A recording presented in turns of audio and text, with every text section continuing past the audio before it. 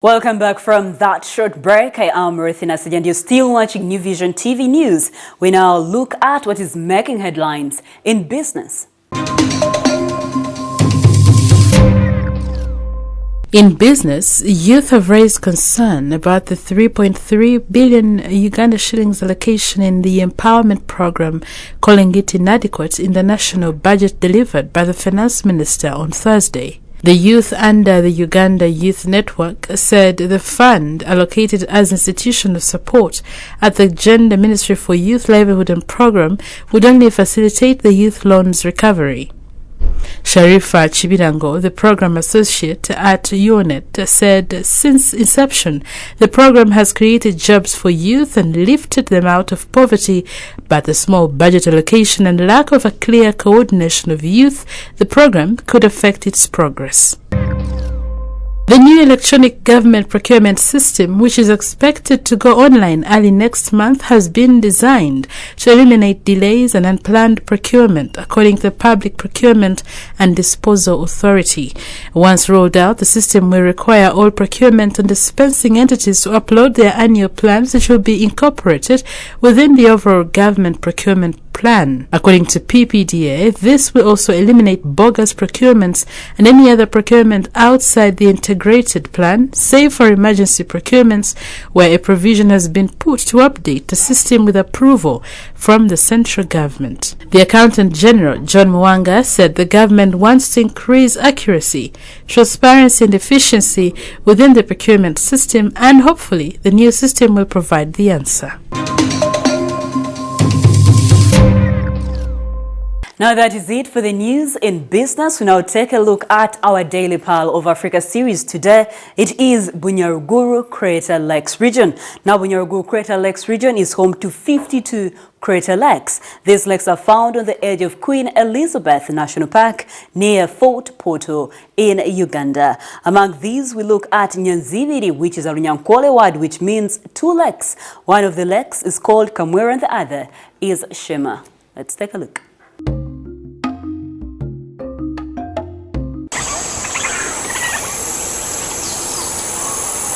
Bunyaruguru Crater Lakes region is home to 52 crater lakes.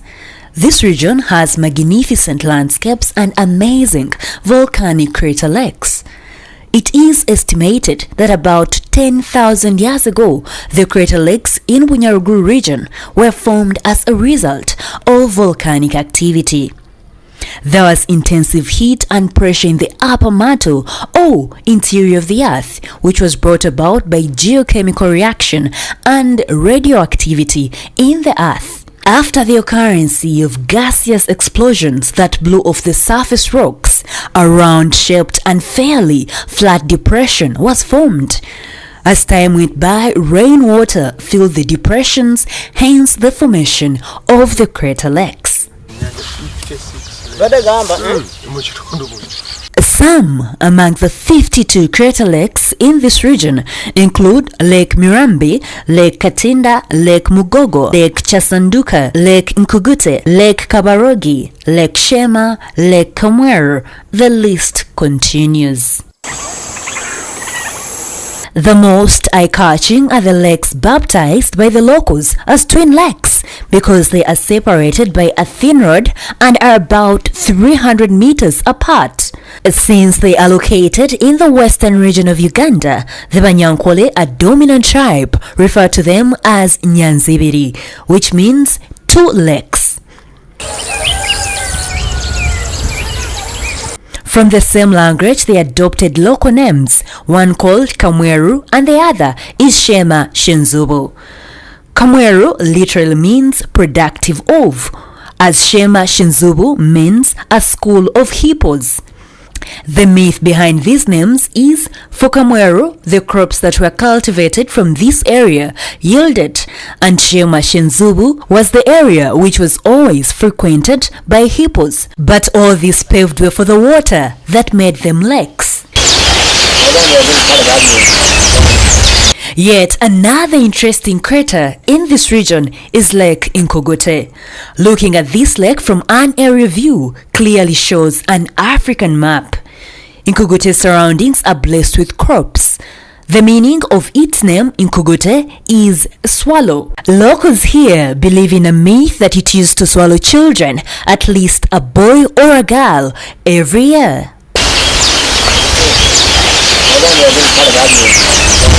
Quite a number of activities you can engage in at this crater region.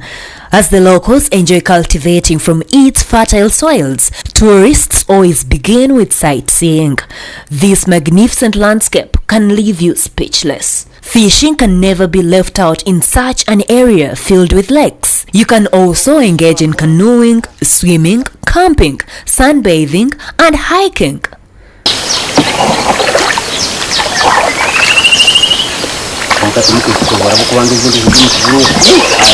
It is approximately 6 hours from Kampala to Bunyaruguru region if you're using road transport.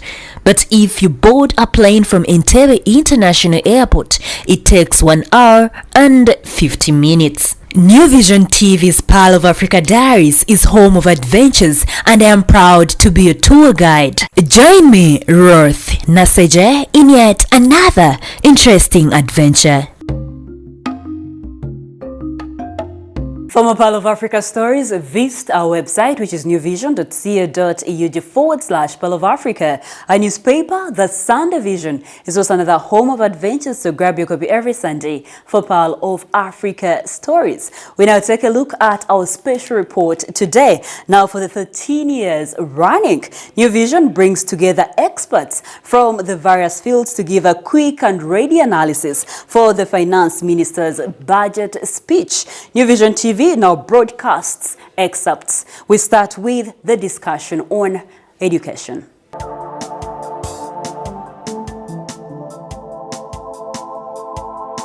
One of the topics I really want to explore is, at a very personal level, one, what are you as a person, what are your dreams and wishes and aspirations that you'd like to see addressed for you as a, I think they say on radio in public discussion, Zenganze, me as me. So you as you, what do you want to see? What do you expect? Let's start with you, Yvonne, and then Mark. If you're to look at labor or even manpower planning, it all starts with education. For everyone to be sitting here, it's because you went through some path of education. And I feel that if we are to look at the UPE or USE, it is not just something that the government is obliged to do. I feel it is a right of each and every student or people in this, in this program of education. The facilities are not really good. Some of them are really worrisome. Like 90% of the UPE and USE schools in Uganda are not offering that education that is needed and required, and most importantly, deserved by these students and their pupils. So I feel if there is anything that Uganda, as a nation, should do, they should focus on these pupils. For instance, you're staying here, but the closest school is in the next village. You're supposed to walk there. By the time you reach there, you're tired, you're weary, you're frustrated. You don't even attach any meaning to your education. How does the question of sanitation, and you know what I mean, affect the girl child in school, and what kind of public investment? Because there was a discussion about government should provide sanitary towels to schools. How does that affect you as school going, and even your friends, from your experiences? Just tell us, how does this really, and how would that intervention help? The appeals that they may give to the girls, maybe to sort of mitigate the pain, but sometimes not every mother is actually they really don't agree with that. They it's a natural process, so let it be, bear with the pain. And of course, some girls are going to comply. I mean, it is your mother that has told you so. It is not always that every girl is going to have something to reduce the pain. Yeah, exactly. So you're supposed to bear that, sit and deal with it. So I feel actually, if government is to provide such to girls, especially those who can't afford one, it would be helpful. I would just like to add that during that period, most of the girl children, rural areas or in town areas, are forced not to attend classrooms because the environment in which the girl is does not actually affect her. It's from in her inside. The problem is on her inside, and in most cases, the inside issues cannot be dealt with unless you seek medical attention. But what happens in most schools and in most areas in families, the parents do not give attention to it. Some parents actually do not even want to hear their children speak about such issues. So, Cisse, I come to you. So, Cisse, I just want to ask, I mean, you've had them. In terms of resource allocation, shouldn't there be an affirmative investment in affirmative action to make it, or to ameliorate the condition of these girl children in schools, especially in public schools?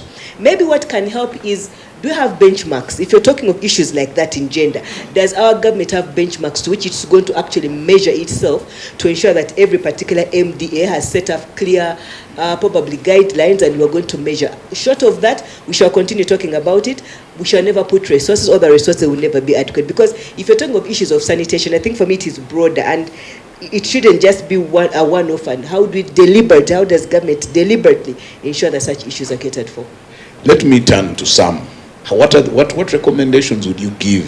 What we desire as Ugandans is to see that those in charge of government, those in charge of delivering government programs, have more empathy. One, for the girl child, as you have said. Two, in making sure that the resources reach those people they are supposed to reach. Just one subject stands out for me. Water and the environment.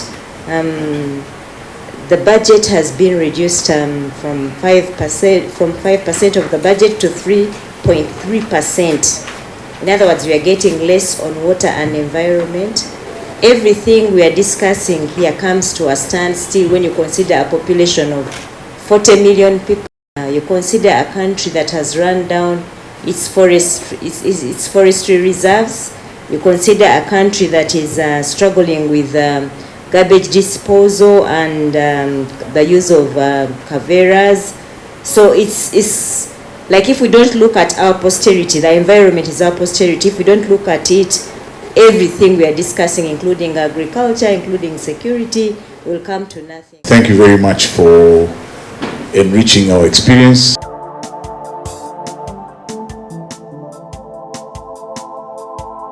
That is it we had for you today. Thank you for watching. Be sure to catch more news updates and other programs here on New Vision TV by visiting our website, which is newvision.co.ug/Pearl of Africa. Our social media platforms: Facebook is the New Vision, Twitter is @NewVisionWire, Instagram is @NewVisionWire, and our YouTube channel is New Vision TV. Catch up with me on my Twitter handle. I am Ruth the Voice. We close off with a fact file.